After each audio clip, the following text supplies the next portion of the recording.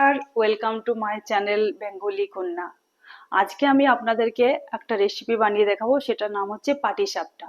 তো পাটিসাপটাটা কিভাবে বানাবে তার জন্য আমি এই উপকরণগুলো নিয়েছি। আমি নিয়েছি 300 গ্রাম মতো ময়দা, আমি নিয়েছি 500 মিল্ক, আর নিয়েছি রাইস পাউডার 1 বাউল, আর নিয়েছি আমি নলেন গুড়, আর এটা আমি কোকোনাট মানে নারকেল গুড় করে রেখেছিলাম, আর ঘি নিয়েছি যখন আমি এটা করব।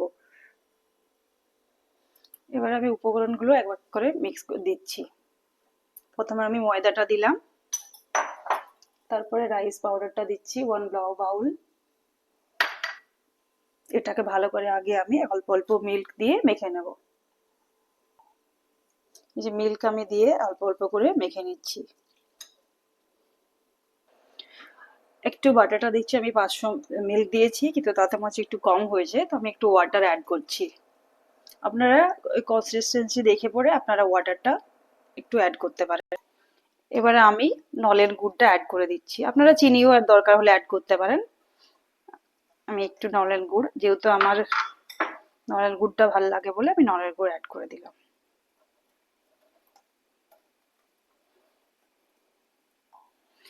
এবারে আমি তাওয়াকে বসিয়ে দিয়েছি, তাওয়ার উপরে একটু আমি ঘি বুলিয়ে দিচ্ছি।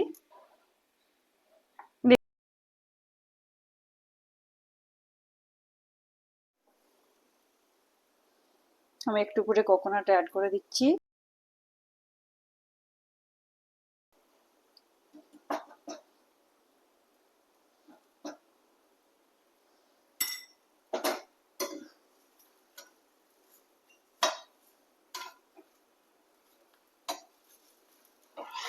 দেখুন কি সুন্দর হয়েছে। করে আমি একটা করে দেখুন বন্ধুরা, আমার কিন্তু পাটিসাপটা রেডি হয়ে গেছে।